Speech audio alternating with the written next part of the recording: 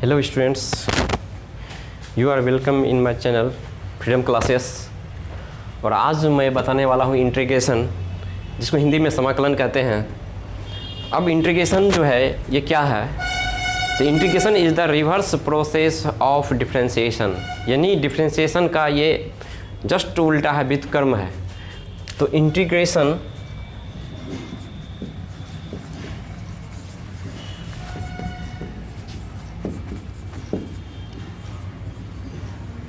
Reverse process of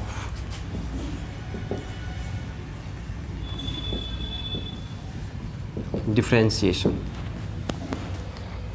यानी समाकलन अवकलन का व्युत्क्रम होता है। रिवर्स मतलब व्युत्क्रम।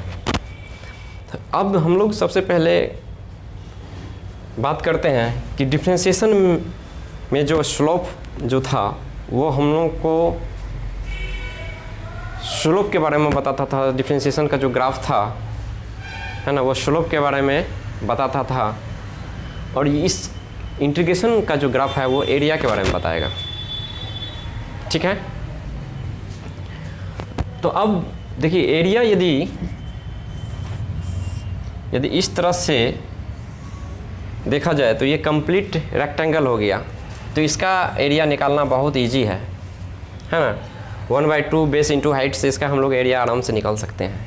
यदि y और x ग्राफ के वर्सेस ग्राफ से रेक्टेंगल दे दिया जाए तो इसका भी एरिया आराम से निकल जाएगा। ये कंप्लीट रेक्टेंगल हो गया, ये कंप्लीट ट्रायंगल हो गया, ये कंप्लीट रेक्टेंगल हो गया। तो इसका एरिया निकालना आसान है, L इंटू बी, है ना। तो अब बात रही कि यदि x एक्सिस और y एक्सिस के बीच, ये y एक्सिस हो गया, ये x एक्सिस, यदि कोई कर्व लाइन रहे तो इसका एरिया हम लोग कैसे कैलकुलेट करेंगे? तो यहाँ पे ये सब लॉ फेल हो जाता है। तो इसके लिए सिर्फ हम लोग इसका जो एरिया निकालते हैं सिर्फ और सिर्फ इंटीग्रेशन के मदद से हम लोग इस कर्व का हम लोग एरिया निकाल सकते हैं। तो कैसे निकालते हैं वो हम लोग देखिए। मैथमेटिक्स की तरह तो डिटेल में हम लोग नहीं पढ़ेंगे, बस फिर भी आप शॉर्ट में देख लीजिए इसका एरिया हम लोग कैसे निकालते हैं।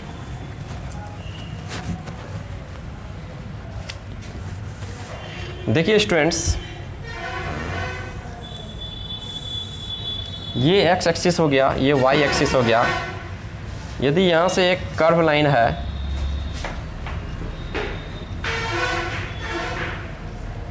ये कर्व लाइन है और ये ओरिजिन है, तो हम लोग क्या करते हैं, बहुत सारा छोटा छोटा स्ट्रिप में हम लोग इसको कट करते हैं, छोटा छोटा स्ट्रिप को।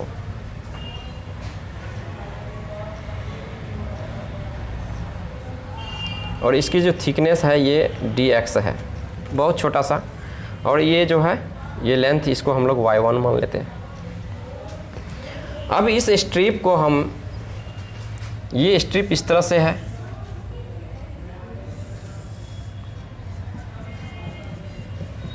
इसकी थिकनेस हो गया dx, मोटाई dx, और ये जो लेंथ है इसका y1 है। तो इसका जो एरिया होगा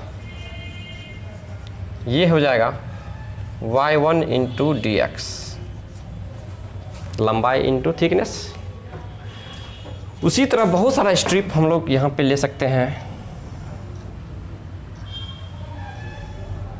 ये स्ट्रिप है, इसके भी थिकनेस कितनी होगी dx, और ये y2 मान लीजिए इसकी लेंथ। बहुत सारा और भी स्ट्रिप ले सकते हैं। इसकी y3 ले लीजिए और ये dx हो गया।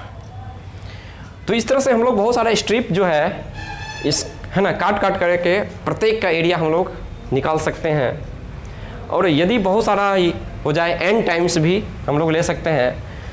तो इस स्ट्रिप के लिए ये एरिया ये हो गया y1 इंटू dx।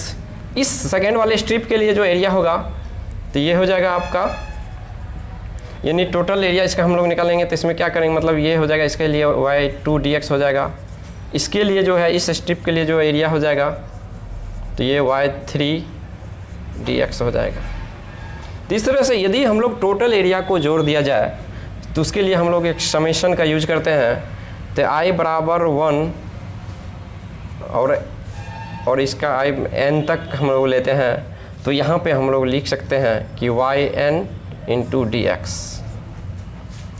ठीक है, तो ये सभी का ये समेशन हो गया, सभी का ये जोड़ हो गया। ठीक है ना, तो यानी सबको हम लोग एक साथ जब इसको ऐड कर देंगे तो ये लगभग हम लोग इसको लिख सकते हैं summation i1 equal to i का वैल्यू n तक हम लोग रख सकते हैं yn dx। लेकिन अब बताइए, तो ये प्रत्येक एरिया हमने लिखा, लेकिन ये कुछ पार्ट, ये तो कंप्लीट रेक्टेंगल है, लेकिन ये कुछ कर्व जो पार्ट है ये वाला और ये जो कर्व पार्ट है, तो इसको तो हम लोग ने नहीं इंक्लूड किया। तो इसके लिए जो यूज हो जाता है तो वो यूज हो जाता है इंटीग्रेशन का साइन इस, और यहाँ पे हम लोग लिख सकते हैं y इंटू dx, और यहाँ पे लिमिट लगा सकते हैं। जैसे x का वैल्यू यदि 0 से लेके x का वैल्यू हम लोग x1 तक, यानी यहाँ पे x1 मान लिए और यहाँ पे 0 है, तो ये लिमिट है। तो ये लिमिट मतलब इसको अपर लोअर लिमिट कहते हैं, इसको अपर लिमिट है, यानी x0 से लेके x1 तक हम लोग जो है इसको हम लोग कैलकुलेट कर सकते हैं, इसका एरिया कैलकुलेट कर सकते हैं। ठीक है ना, तो इंटीग्रेशन का मतलब होता है समेशन, मतलब जोड़ना, कुल योग जो होता है ना वो। तो यानी कर्व लाइन का जो इस ग्राफ का जो हम लोग एरिया निकालेंगे उसके लिए इंटीग्रेशन का यूज होगा। ठीक है, तो अब चलिए, अब बहुत सारा फार्मूला है, अब सारा फार्मूला को हम लोग देखते हैं, और ये फार्मूला अब इसी पे इंटीग्रेशन y इंटू dx पे ही आएगा। तो हम लोग जो है इसको मिटा देते हैं।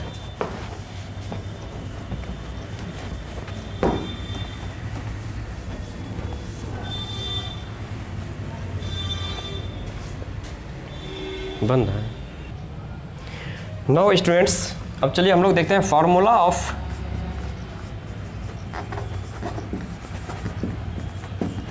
इंटीग्रेशन। तो इंटीग्रेशन के ग्राफ से हम लोग को क्या मिलता है, एरिया, है ना। y वर्सेस x एक्सिस के बीच हम लोग क्या निकालते थे, एरिया, और डिफरेंशिएशन में हम लोग स्लोप निकालते थे। ठीक है, तो अब कुछ फार्मूला है, जैसे यदि y आपको दिया रहे, if y equal to x to the power n, तो इसका जो इंटीग्रेशन होगा, तो इंटीग्रेशन y इंटू dx, तो यानी इसके जगह पे ये इंटीग्रेशन का सिंबल हो गया, ये इसी तरह का सिंबल हम लोग x की तरह देखते हैं, ये इस तरह है। ठीक है, और y के जगह पे क्या रखेंगे, x to the power n into ये dx था, तो इसका जो इंटीग्रेशन हो जाएगा तो ये लगभग आएगा x to the power n plus 1, यानी इसके पावर कितना है, इसका पावर n है, तो n में एक जोड़ देंगे और फिर पूरे पावर से इसको डिवाइड भी कर देंगे n प्लस 1 से। याद रखिएगा इसमें, तो ये इसका ये फार्मूला हो गया। लेकिन इसके लिए एक कंडीशन है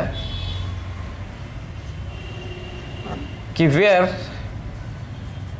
n should not equal to -1, n की वैल्यू -1 नहीं होनी चाहिए। क्यों नहीं होना चाहिए, तो ये देख लीजिए, यदि x का पावर n है, x का पावर यदि मान चलिए कुछ नहीं है, तो इसमें हम लोग पावर ऑलरेडी मान लेते हैं 1 है, इसमें 1 यानी -1 रखते हैं, और यहाँ पे -1 यानी प्लस और -1 मिलके -1 ही होगा, तो ये हो जाएगा x का पावर 0/0, तो एक इन्फिनिटी के लगभग ये आ जाता है। तो इसीलिए इसका वैल्यू -1 हम लोग नहीं लेते हैं, n का वैल्यू -1 नहीं लिया जाता है। तो इसमें बहुत सारा क्वेश्चन है, यदि आपसे एग्जांपल में दिया जाए तो y बराबर if y equal to x to the power 5, और आपसे पूछा जाए find integration of y into dx। ठीक है, तो इस कंडीशन में हम लोग इंटीग्रेशन जो y इंटू dx करेंगे, तो y का वैल्यू कितना है, x टू द पावर 5 है, और इंटू डी एक्स, और इसका जो हम लोग करेंगे ये क्या हो जाएगा x का पावर n+1, यानी यहाँ पे देखिए n+1, n की वैल्यू कितना 5 प्लस 1 करेंगे तो ये 6 हो जाएगा, और नीचे भी 5+1 से डिवाइड कर दीजिए। तो और ये हम लोग इसके बाद क्या लिखते हैं c, यदि इसमें कोई लिमिट नहीं है तो हम लोग कांस्टेंट लिखेंगे c। तो यहाँ पे x का वैल्यू हो जाएगा 6 और यहाँ 6 से डिवाइड हो जाएगा प्लस c, ये आप आंसर हो गया। इस तरह से और भी बहुत सारे एग्जाम्पल है। तो नेक्स्ट एग्जाम्पल मैं यहाँ पे बता रहा हूँ, यदि आपको y बराबर यदि रहे 5x का पावर 4, तो आपसे पूछा जाए कि then y into d x क्या होगा। तो डिफरेंशिएशन इंटीग्रेशन जो है y इंटू डी एक्स हम लोग निकालेंगे, तो y का वैल्यू रख दीजिए 5x का पावर 4 इंटू डी एक्स, ये क्या हो जाएगा। तो ये 5 जो है ये कांस्टेंट है, इसको बाहर हो जाएगा, सिर्फ हमको x टू द पावर 4 का निकालना है, x to the power 4 into d x. तो जितना भी कांस्टेंट है उसको इंटीग्रेशन से बाहर कर देते हैं। तो यहाँ पे क्या होगा, तो x to the power 4 plus 1 हो जाएगा, एक जोड़ देंगे और उतना से ही डिवाइड कर देंगे, और यहाँ पे कांस्टेंट एक c आ जाएगा। तो ये हो जाएगा 5x टू द पावर 5/5। तो ये 5 से 5 कट गया, तो direct x to the power 5 answer आ जाएगा। ये इस टाइप का क्वेश्चन हो गया। और इसमें भी और भी यदि हम ले लें और एग्जांपल देख लीजिए।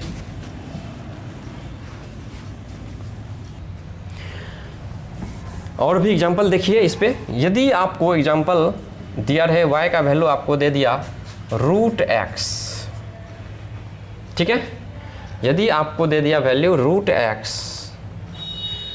तो यहाँ पे आपसे पूछा जाएगा find y into d x क्या होगा। इंटीग्रेशन है ना, √x का क्या होगा। तो अब हम लोग लिख सकते हैं इसको, integration of y into d x equal to y का वैल्यू कितना है √x, ये हो जाएगा dx। तो यहाँ पे रूट को हम लोग यानी √2 है तो उसको हम लोग 2 का पावर 1/2 लिखते हैं, हाफ। तो उसी तरह √x है तो x का वैल्यू क्या है, पावर क्या हो जाएगा 1/2 इंटू डी एक्स हो जाएगा। तो अब इसका पावर 1/2 हो गया, तो अब इसको तोड़ सकते हैं। तो x का पावर 1/2 में एक जोड़ दीजिए और फिर 1/2 से +1 से डिवाइड कर दीजिए, और ये हो गया, और यहाँ पे c कांस्टेंट आ जाएगा, और ये हो जाएगा x 3/2 बटा 3/2 है ना, प्लस c, और ये हो जाएगा, ये नीचे से ऊपर चला जाएगा, तो 2x 3/2/3, ये आंसर आ जाएगा। यदि सपोज डैट यहाँ पे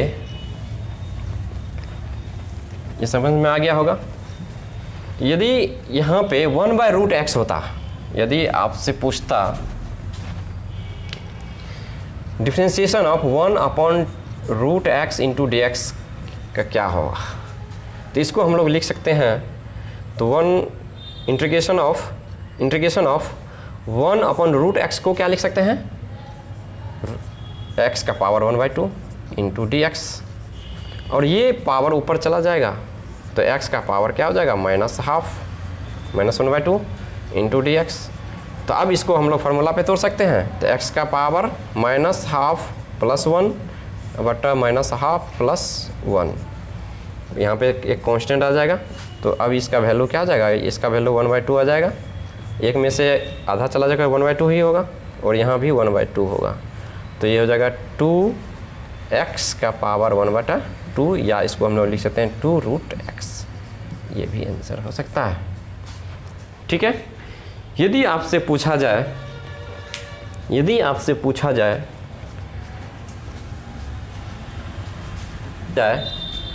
कि इंटीग्रेशन ऑफ x का पावर -1 इंटू डी एक्स का इंटीग्रेशन क्या होगा, तो इसको क्या हम लोग लिख सकते हैं, पावर -1 है तो यहाँ पे 1/x लिख सकते हैं, और ये dx, तो इसका जो इंटीग्रेशन होगा 1/x इंटू डी एक्स का, तो हम लोग जानते हैं तो ये log x हो जाएगा, और यहाँ पे एक कांस्टेंट आ जाएगा।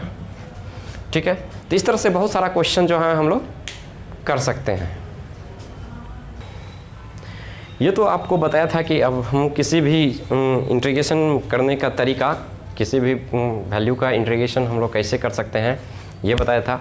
अब सारा जो है, अब सभी फार्मूला को एक जगह एकत्रित करके हम लोग लिखते हैं और वो हमको सवाल बनाने में बहुत सहयोग करेगा, हेल्प करेगा। तो देखिए सभी फार्मूला को हम लोग एक समराइज वे में लिख लेते हैं एक जगह से, है ना। तो जैसे यहाँ पे पहला है फार्मूला, यदि इंटीग्रेशन ऑफ dx का से पूछा जाए तो इसका इंटीग्रेशन x हो जाएगा। तो ये सिर्फ dx का नहीं, यदि आपको इंटीग्रेशन ऑफ dy पूछा जाए तो ये y हो जाएगा। यदि इंटीग्रेशन ऑफ dz पूछा जाए तो ये z के बराबर होगा। तो यहाँ पे मैंने लिख दिया इंटीग्रेशन ऑफ dx, तो ये x के बराबर हो जाएगा। नेक्स्ट दूसरा अभी जस्ट आपको बताया था integration of x to the power n। यदि integration of x to the power n का पूछा जाए तो ये कितना हो जाएगा, x to the power n into dx पूछा जाए तो ये हो जाएगा n x का पावर n+1 और डिवाइड करेंगे n+1 से, तो ये इतना हो जाएगा। जहाँ पे वेयर n जो है -1 के बराबर नहीं होना चाहिए, ठीक है। नेक्स्ट तीसरा जो है, तीसरा फार्मूला आता है आपका, अभी जस्ट बताए थे 1/x इंटू dx जो रहेगा, तो इसको हम लोग लिखेंगे log, इसको हम लोग लिखेंगे log x प्लस ये कांस्टेंट टर्म आ जाएगा c, और यहाँ भी हम लोग c लिख सकते हैं। जब तक यानी कोई लिमिट नहीं हो तो उसमें हम लोग c कांस्टेंट वैल्यू लिख सकते हैं। नेक्स्ट फार्मूला इसके बाद हम लोग कौन सा बोल सकते हैं, यदि e to the power x into dx होगा, e to the power x into dx का क्या होगा integration, e to the power x into dx का, तो ये होता है e to the power x ही होता है, और यहाँ पे एक कांस्टेंट टर्म आ जाएगा। नेक्स्ट यदि आपसे पूछा जाए तो a to the power x into dx, a to the power x into dx, a to the power x into dx का इंटीग्रेशन क्या होगा, तो बताइए आप क्या कर सकते हैं। तो इसमें हो जाएगा a to the power x बटा log a प्लस c, तो इसका हो जाएगा a to the power x बटा log a, और यहाँ पे एक कांस्टेंट टर्म c आ जाएगा।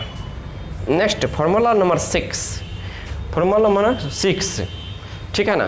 तो 6 में अब से पूछा जाए sin x इंटू dx का इंटीग्रेशन क्या होगा, तो ये है ना, तो इधर हम लिख लेते हैं sin 6 में sin integration of sin x into dx, तो इसका हो जाता है माइनस cos x। यदि आपसे पूछा जाए तो integration of cos x into dx का क्या हो जाएगा, तो यहाँ पे हम लोग लिख सकते हैं sin x, ठीक है। तो हम लोग sin x इंटू dx का माइनस cos x, और लेकिन एक चीज़ और आपको देखना है कि प्लस c, यहाँ पे कोई लिमिट नहीं है, तो यहाँ पे हम लोग प्लस कांस्टेंट टर्म का यूज कर सकते हैं। उसी तरह sin x into sin x का हो गया, cos x का हो गया। इसके बाद हम लोग जो है नेक्स्ट चलते हैं sec square x into dx का रहेगा।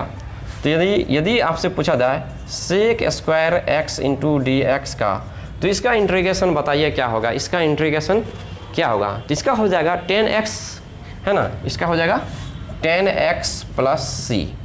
नेक्स्ट यदि आपसे पूछा जाए इंटीग्रेशन ऑफ किसका, तो cosec square x into dx का, तो cosec square x into dx का,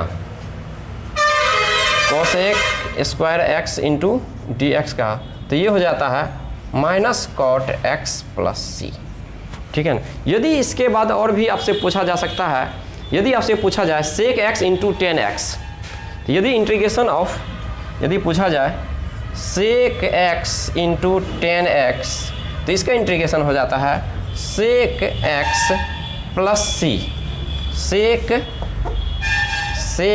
x प्लस c हो जाएगा इसका इंटीग्रेशन, ठीक है। नेक्स्ट चलिए, यदि cosec x into cot x होगा तो उसका इंटीग्रेशन क्या होगा।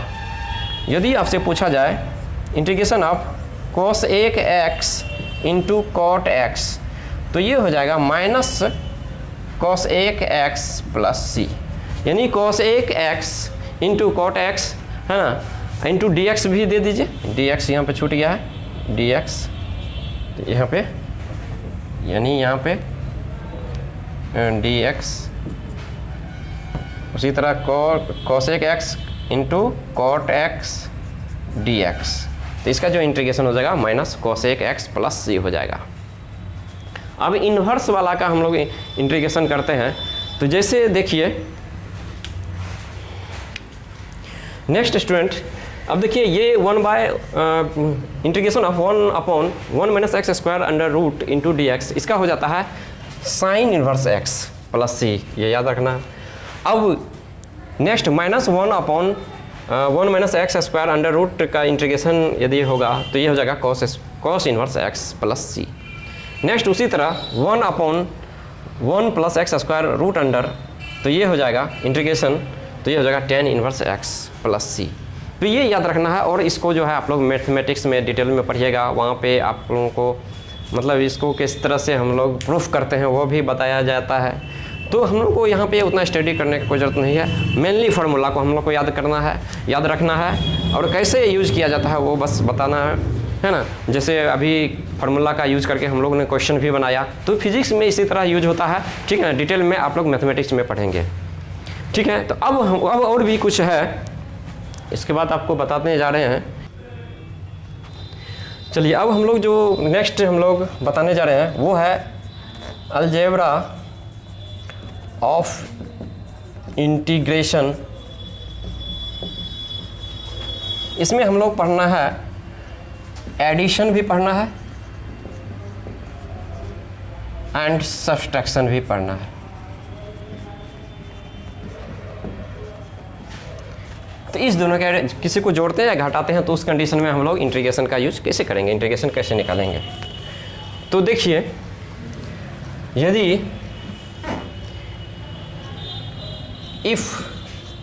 यदि इंटीग्रेशन आपको बोल रहा है निकालने के लिए किसका,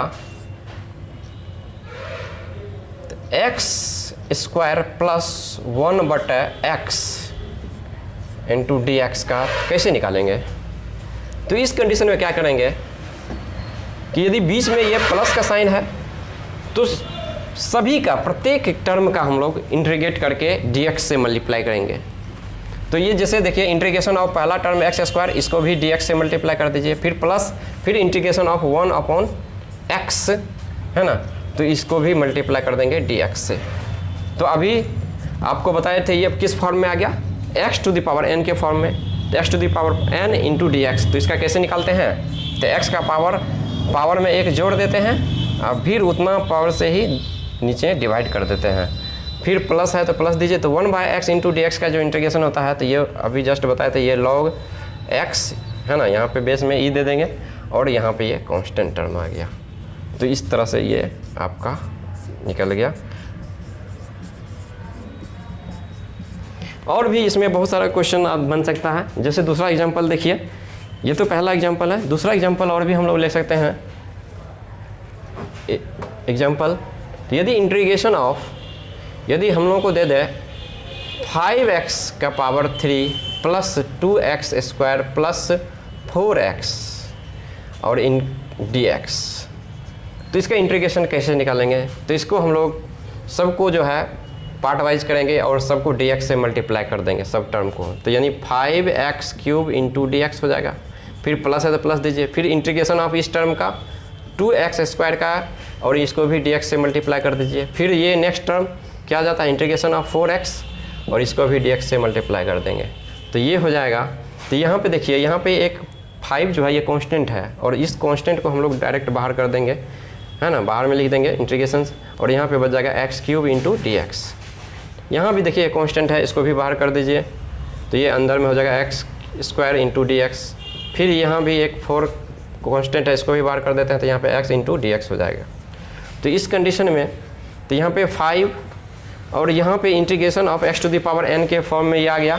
तो अब x का पावर n कितना है 3 में एक जोड़ दीजिए और एक उतना से ही डिवाइड कर दीजिए, 3 + 1 से डिवाइड भी कर देना है।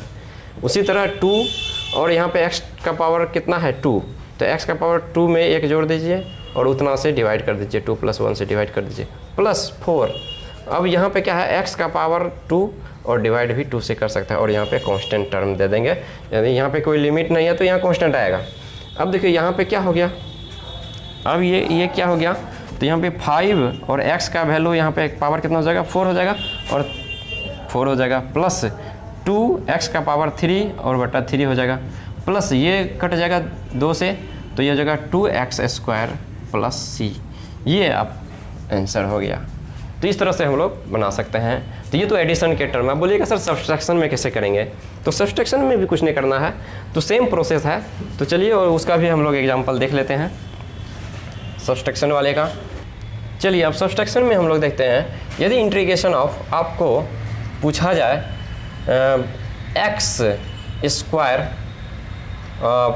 -1 x² ले लीजिए, इसको लिख सकते हैं हम लोग, और यहाँ पे और माइनस और भी कोई टर्म आ जाए 5x, इतना टर्म आपको दिया हुआ है, तो इसका डिफ्रेंशिएशन कैसे करेंगे।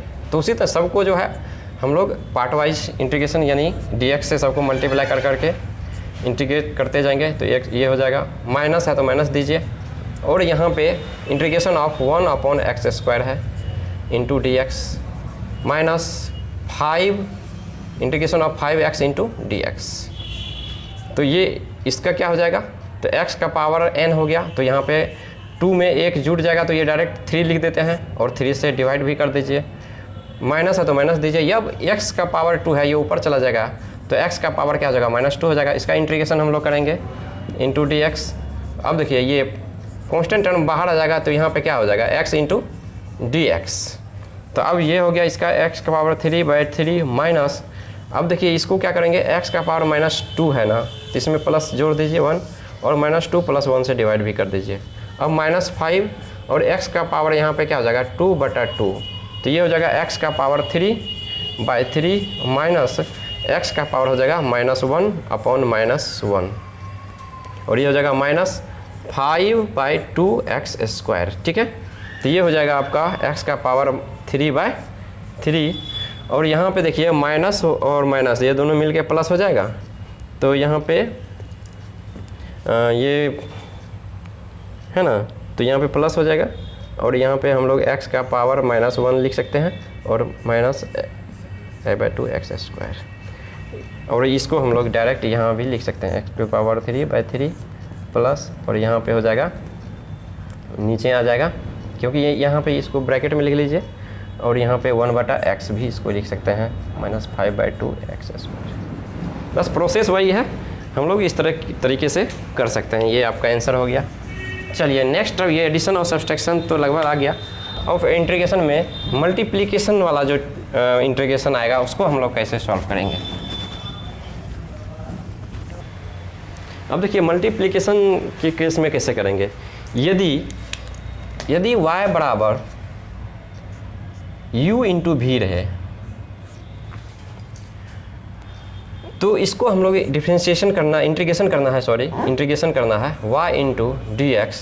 तो इसका मतलब है कि इसको u इंटू भी इंटू dx करना है, u इंटू भी, तो ये मल्टीप्लाई में है।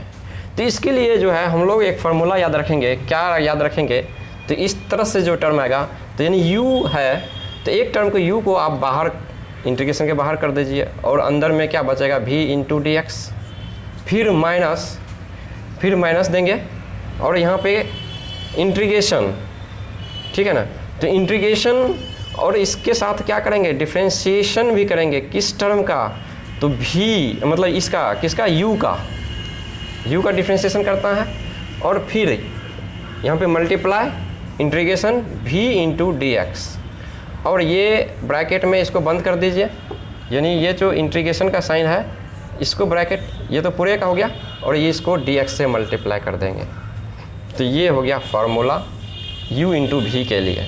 ठीक है, तो इस टर्म के लिए ये फार्मूला हो गया। तो यानी कहने का मतलब u इंटू भी रहे, एक बार फिर से समझ लीजिए, तो u को बाहर कर देंगे, और अंदर में क्या v इंटू dx का इंटीग्रेट कर देंगे, माइनस, और यहाँ पे u जो पहला टर्म है बाहर में जो रखे थे, तो u को डिफ्रेंशिएट कर दीजिए d/dx ऑफ u, और multiply integration of v into dx, फिर और उसके बाद क्या करेंगे कि पूरे को dx से मल्टीप्लाई कर देंगे। तो इस तरह से जो है इसका हम लोग जैसे एग्जाम्पल में देख लीजिए। एग्जाम्पल के लिए यदि x y का वैल्यू यदि दिया रहे x इंटू साइन एक्स, तो इसका इंटीग्रेशन जो है किस तरह से करेंगे, तो y इंटू डी एक्स, इसका integration y into d x है ना। तो y का वैल्यू कितना है, y के जगह पे x into sine x into d x करना है। तो अब देखिए x का वैल्यू यहाँ पे x क्या है, इसको u मान लीजिए और इसको v मान लीजिए। तो u को बाहर कर देना है, देखिए u बाहर किए, v क्या है sine x into d x, फिर माइनस दीजिए, फिर इंटीग्रेशन, फिर डिफ्रेंशिएशन इसके अंदर करेंगे किसका, तो d बटा डी एक्स ऑफ x, और यहाँ पे ये मल्टीप्लाई हो जाएगा, फिर इंटीग्रेशन किसका, sine x into d x, और फिर पूरे को यानी ये ब्रैकेट को डी एक्स से मल्टीप्लाई कर देंगे। तो ये हो जाएगा x, और साइन x का क्या होता है, अभी जस्ट बताए, साइन x का जो होता है माइनस कॉस x, इसका जो हो जाएगा minus cos x integration, minus sine दीजिए, और इंटीग्रेशन का भी जस्ट रहेगा, क्यों d x upon d x क्या हो जाएगा 1 हो जाएगा, और यहाँ पे मल्टीप्लाई, और फिर देखिए इंटीग्रेशन ऑफ साइन x क्या हो जाएगा माइनस कॉस x हो जाएगा, और यहाँ पे डी एक्स। ठीक है, तो अब देखिए ये माइनस और ये माइनस दोनों मिलके प्लस हो जाएगा, और इस माइनस को इधर ले आइए, तो ये minus x into cos x, minus minus इस माइनस से ये माइनस प्लस हो जाएगा, और एक को कॉस एक्स से गुना करेंगे तो क्या आ जाएगा, यानी कॉस एक्स ही आएगा और इंटू डी एक्स हो जाएगा। तो अब ये क्या हो जाएगा x minus x cos x plus, और इसका हो जाएगा साइन एक्स प्लस सी, इसका इस तरह से हम लोग कर सकते हैं। ठीक है, अभी तक तो चल रहा है ये इंडिफिनिट इंटीग्रेशन है, इसमें कोई लिमिट नहीं है। ठीक है ना, तो ये कैसा इंटीग्रेशन है, इंडिफिनिट। तो ये इसी तरह से और भी हम लोग जो है फार्मूला इसका यूज़ कर सकते हैं। जैसे दूसरा एग्जांपल में हम लोग देखते हैं कि जैसे आपको y बराबर वैल्यू दे दे x into e to power x, तो ये भी u इंटू v के टर्म में है, u इसको। अब एक चीज़ याद रखिएगा, अब u पहले किसको माने और v किसको माने, थोड़ा सा एक, तो इसके लिए एक ट्रिक है, ये ट्रिक है कि ये याद रखना आई लेट। तो आई का मतलब होता है जैसे इन्वर्स, जैसे साइन इन्वर्स x हो गया है ना, तो इसको सबसे पहले ये सब टर्म आएगा तो उसको u मानेंगे। यदि इसके बाद यदि लॉग आ रहा है तो लॉग को u मानेंगे। यदि कोई अलजेब्रा जैसे x square x y z जो भी आए तो इसको, यदि ट्रिगोनोमेट्रिक फंक्शन जैसे साइन एक्स कॉस एक्स जो भी आए तो ये ट्रिगोनोमेट्रिक फंक्शन हो गया, और ये एक्सपोनेंट यानी ई टू द पावर एक्स जैसे ये सब एक्सपोनेंट है, तो ये सब टर्म जो है इसको हम लोग लास्ट में u मानते हैं। तो ये किसके लिए है, u सबसे पहले किसको हम लोग मानेंगे, तो इस सीक्वेंस में जो पहले आएगा उसको u मानेंगे और जो बाद में आएगा उसको v मानेंगे। तो इस सीक्वेंस में याद रखिएगा, जैसे x क्या है, x एक अलजेब्रिक फंक्शन है, तो x और पहले आ रहा है और ई एक्स एक्सपोनेंट है ये बाद में आ रहा है, तो इसको हम लोग यहाँ पे u मानेंगे और इसको हम लोग v मानेंगे। इस तरह से हम लोग मानते हैं। तो यहाँ पे यदि integration of y into d x हमको निकालना है, तो y किसका x into e to power x और यहाँ पे डी एक्स। तो अब इसको u के टर्म में इसको u रखेंगे, तो u को बाहर कर देते हैं इस फार्मूला पे, इंटीग्रेशन क्या e to the power x into d x, फिर माइनस साइन देंगे, फिर इसका डिफ्रेंशिएट करेंगे किसको, तो x का डिफ्रेंशिएशन करेंगे, और ये मल्टीप्लाई, इसको पूरा ब्रैकेट से घेर दीजिए, और इसको मल्टीप्लाई इसमें कितना से करेंगे, तो v क्या है, e to the power x into d x. अब इसको पूरे को डी एक्स से मल्टीप्लाई कर देंगे। ठीक है, तो ये हो जाएगा x, और e to the power x का integration e to the power x ही होता है, माइनस, और ये डी एक्स कट के क्या हो जाएगा 1 हो जाएगा, और यहाँ पे e to the power x का इंटीग्रेशन जो है e to the power x ही होगा, है ना, और इसको फिर डी एक्स जो बचा था उससे मल्टीप्लाई कर दीजिए, तो ये हो जाएगा x का power e to the power x into e to power x, और यहाँ पे e to the power x integration of e to the power x into d x, तो ये हो जाएगा x e to the power x minus e to the power x, है ना, और यहाँ प्लस c हम लोग लिख सकते हैं। यहाँ पे देखिए 2 टर्म आ गया, इसको हम लोग कॉमन ले सकते हैं, ई टू दी पावर x को कॉमन लेंगे तो x माइनस 1 प्लस c आ जाएगा, ये आंसर आ जाएगा। तो इस तरह से हम लोग ये मतलब ये मल्टीप्लिकेशन के फॉर्म में हम लोग देख लिए। अब थोड़ा सा देखिए, अब यदि u बाई वी के टर्म में आएगा तो हम लोग उसको कैसे कैलकुलेट करेंगे। u बाई वी के टर्म में आएगा तो बस एक एग्जांपल से आपको बताते हैं u बाई वी के टर्म में। तो देख लीजिए इधर हम लोग, है ना, तो जैसे यदि आपके पास y का वैल्यू दे दे x बटा 1 माइनस एक्स स्क्वायर या प्लस दे दे 1 प्लस एक्स स्क्वायर दे दे, तो आपसे पूछा जाएगा y इंटू डी एक्स क्या होगा। तो y into d x calculate करने के लिए तो y के जगह पे आप क्या रखेंगे, x बटा 1 प्लस एक्स स्क्वायर और यहाँ पे dx। तो यहाँ पे आपको कुछ मानना पड़ेगा, क्या मानना पड़ेगा, लेट t बराबर मान लीजिए 1 प्लस एक्स स्क्वायर को आप t मान लीजिए। अब दोनों तरफ इसको डिफ्रेंशिएट कर दीजिएगा d बाई डी एक्स से, तो d by D x of t बराबर d by D x of 1 differentiation करना है d by D x of x square. तो ये लगभग आपको आ जाएगा dt अपॉन डी एक्स बराबर ये कांस्टेंट का 0 हो जाएगा और ये हो जाएगा 2x। ठीक है, तो ये डायरेक्ट ये डिफ्रेंशिएशन पहले भी बता चुके हैं, अब उतना बताने का हमको ज़रूरत नहीं है, मतलब आप लोग सीख गए होंगे। तो dt बराबर हो जाएगा ये, आपको इसको मल्टीप्लाई कर दीजिएगा तो 2x इंटू डी एक्स आ जाएगा। ठीक है, तो अब देखिए यहाँ पे देखिए x इंटू डी एक्स है, तो हम यहाँ भी x इंटू डी एक्स है, तो इसका value x into d x का निकालेंगे तो ये हो जाएगा dt में, इधर गुना में है तो इधर आके भागा हो जाएगा, तो x इंटू डी एक्स का वैल्यू इतना आ गया। अब ये यहाँ पे x इंटू डी एक्स के जगह पे हम लोग डायरेक्ट लिख सकते हैं, क्या लिख सकते हैं, dt अपॉन 2। अब नीचे में देखिए 1 प्लस एक्स स्क्वायर है तो उसको आपने क्या माना, t माना, तो यहाँ पे t से मल्टीप्लाई हो जाएगा और dx है ना। तो यहाँ पे अब देखिए ये तो dt के फॉर्म में आ गया, तो इसका तो वैल्यू हम लोग dt लिख ही दिए हैं। तो अब इसको हम लोग 1/2 को देखिए 1/2 को बाहर हम लोग कर देंगे तो ये हो जाएगा 1/t और e dt, तो dt को मल्टीप्लाई कर देंगे तो dt/t इस तरह से आ जाएगा। तो हम लोग 1/x इंटू डी एक्स उस फॉर्म में आ गया, तो इस फॉर्म में जब आएगा तो इसको हम लोग लिख सकते हैं डायरेक्ट इंटीग्रेशन इसका जो हो जाएगा वो log यहाँ पे t और प्लस c हम लोग लिख सकते हैं। तो यहाँ पे क्या हो जाएगा 1/2 log ये t के जगह पे क्या आ जाएगा, इसका वैल्यू हम लोग क्या माने थे 1 plus x square plus c, ये हम लोग का आंसर आ जाएगा। तो इस तरह से जो है हम लोग ने डिफ्रेंशिएशन को, है ना, फार्मूला के साथ साथ सारा एग्जाम्पल को भी हम लोग ने कैलकुलेट किया और बहुत सारे, इसका कोई लिमिट नहीं है, बहुत सारे क्वेश्चन बनते हैं, लेकिन उतना बनाने का हम लोग को कोई नहीं, जितना में काम हो जाना चाहिए उतना काफ़ी है।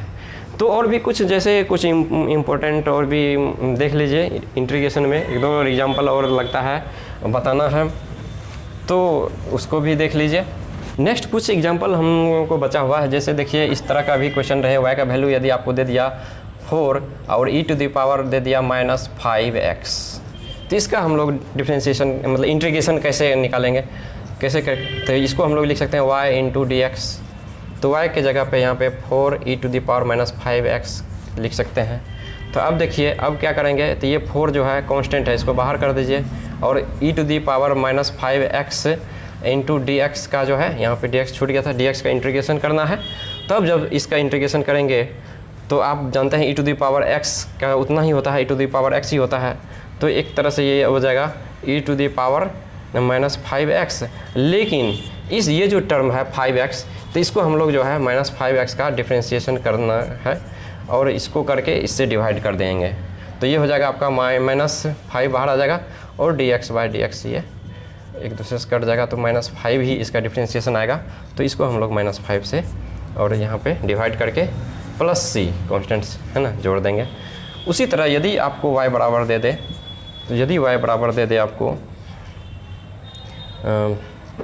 sin 4x, तो इसका जो डिफ्रेंशिएशन होगा वो क्या होगा, y इंटू डी एक्स के फॉर्म में। तो इसको लिख सकते हैं sin 4x into d x. तो ये हो जाएगा साइन का क्या होता है माइनस cos 4x है, तो ये तो लिखाएगा। अब देखिए ये जो टर्म है ये थीटा के बदले में 4x है, तो एक बार 4x का हम लोग जो है डिफ्रेंशिएशन कर लेंगे, d/dx कर लेंगे और ये क्या हो जाएगा, एक कांस्टेंट जो 4 है बाहर निकल जाएगा और dx/dx कट जाएगा, तो ये लगभग 4 के बराबर आ जाएगा। तो इसको हम लोग 4 से डिवाइड कर देंगे और प्लस c हम लोग लिख सकते हैं। तो इस तरह का टर्म यदि आएगा तो इस तरह से इसको डिफ्रेंशिएशन मतलब इंटीग्रेशन हम लोग को करना है। तो इस तरह से हम लोग इसका भी इंटीग्रेशन करने के लिए सीख गए हैं। तो और भी देखिए इसमें कुछ ये तो इनडिफिनिट इंटीग्रेशन था, इसमें कोई लिमिट नहीं है। यदि मान चलिए डिफिनिट इंटीग्रेशन आए तो उसमें क्या होगा, लिमिट रहेगा, तो वो भी देख लीजिए। तो उसका भी एग्जांपल अभी आपको बता। इंटीग्रेशन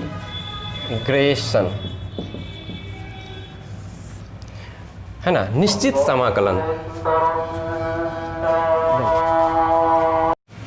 देखिए स्टूडेंट्स, अब जो हम लोग पढ़ने वाले हैं डिफिनिट इंटीग्रेशन, तो इसमें क्या करते हैं, इसमें लिमिट लगा देते हैं।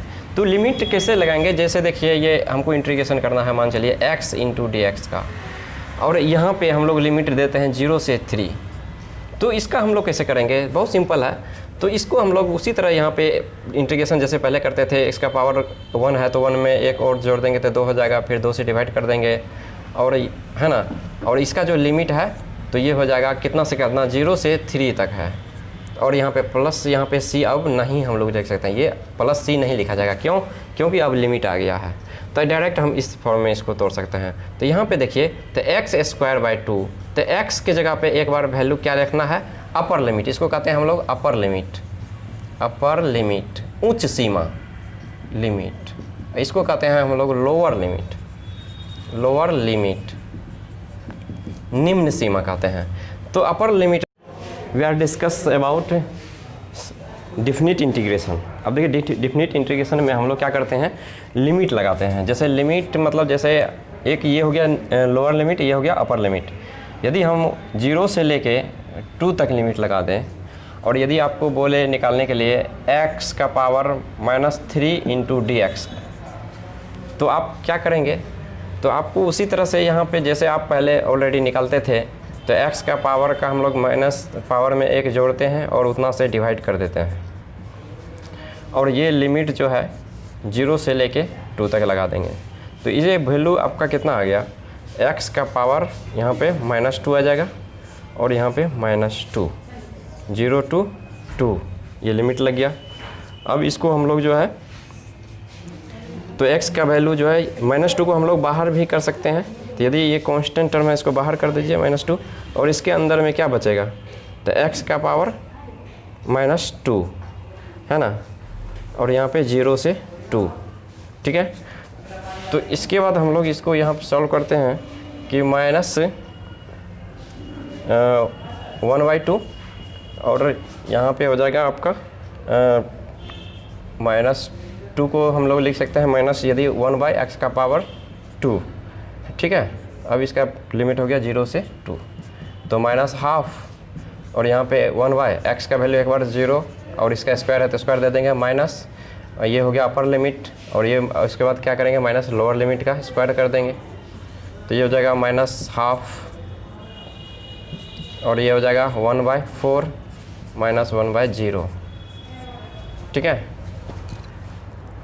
तो एक तरह से ये जो है, ये वैल्यू कितना आ जाएगा, 1/2 और 1/4 माइनस, यदि 1 है ना, तो ये टर्म पूरा 0 ही हो गया। इसमें क्या 1/x², यानी मतलब ये तो 0 में किसी डिजिट को डिवाइड करेंगे 0 से, तो ये तो इन्फिनिटी के बराबर हो जाएगा, ठीक है। तो ये हमारा आंसर इतना भी हो सकता है। नेक्स्ट, यदि लिमिट रहे, यदि दूसरा क्वेश्चन यहाँ पे हम आपसे बनाएंगे, तो ये तो आप लोग समझ गए होंगे, तो इसको हम लोग मिटा सकते हैं। यदि x⁴ 1 to 3 और x² इंटू डी एक्स है, तो इसका कैसे फाइंड आउट करेंगे। तो बस जैसे हम लोग x का पावर 2 + 1 करते थे और 2 + 1 से डिवाइड कर देते थे, ये अब ये इंटीग्रेशन का साइन ख़त्म हो जाएगा, और यहाँ पे 1 से 2 तक इसको लिमिट देना है, तो ये हो जाएगा x का पावर 3/3, लिमिट 1 to 2। तो ये हम लोग लिख सकते हैं 1/3 को आप बाहर निकाल सकते हैं या अंदर भी रख सकते हैं। तो यहाँ पे x है ना, तो x के जगह पे एक बार क्या 2 का क्यूब हो जाएगा /3, और माइनस लोअर लिमिट को भी डिवाइड माइनस कर देंगे, इसका क्यूब /3, तो ये हो जाएगा आपका 8, और ये -1/3, ये भी 3, और इसका भी एलसीएम लेके हम लोग कैलकुलेट कर सकते हैं। यदि उसी तरह यदि आपके पास रहे कि दूसरा क्वेश्चन, दूसरा एग्जांपल लिमिट हमको 0 है ना 0 डिग्री से लेके π/2 डिग्री का तक का निकालना है sine x into d x का। तो इस कंडीशन में हम लोग लिख सकते हैं, तो साइन x का तो हो जाएगा माइनस कॉस x, और इसका लिमिट कहाँ से है 0 से लेके π/2 का मतलब होता है 90 डिग्री। तो यहाँ पे एक बार हम लोग लिखेंगे माइनस कॉस, माइनस साइन बाहर कर लेते हैं, तो यहाँ पे माइनस साइन बाहर कर दीजिए। यहाँ पे अंदर में क्या बचेगा कॉस x का वैल्यू एक बार जो अपर लिमिट π/2 और माइनस कॉस 0 डिग्री, तो ये हो जाएगा माइनस कॉस कॉस 90 डिग्री हो गया, और ये कॉस 0 का मतलब 1। तो यहाँ पे माइनस और कॉस 90 0 और माइनस 1, तो ये हो जाएगा आपका माइनस माइनस प्लस हो जाएगा, ये प्लस 1 के बराबर आ जाएगा। 0 में से -1 जाएगा तो -1, और ये माइनस इसको प्लस कर देगा। ठीक है, तो इस तरह से हम लोग जो है बहुत सारा है ना और भी वैल्यू का हम लोग कैलकुलेट कर सकते हैं। इसको हम लोग डेफिनिट इंटीग्रेशन कहते हैं। इसमें कांस्टेंट वैल्यू नहीं रखते हैं, प्लस c हम लोग नहीं लिखेंगे। क्यों? क्योंकि इसमें लिमिट है, यानी इसको लोअर लिमिट इसको अपर लिमिट। इस तरह से बहुत सारा एग्जांपल हम लोग कर सकते हैं। बस इतना आप लोगों को करके हमने दिखाया। आगे भी और भी एग्जांपल हम लोग चाहे तो है ना रख सकते हैं, बता सकते हैं, लेकिन इतना का ज़रूरत नहीं है। फिजिक्स में इतना यदि आप सीख गए तो काफ़ी है। ठीक है, आज के लिए दोस्त इतना ही। यदि मेरा वीडियो अच्छा लगा होगा तो लाइक कीजिए, सब्सक्राइब कीजिए और शेयर कीजिए, और आगे भी हम लोग नेक्स्ट वीडियो लेकर आएंगे। Thank you.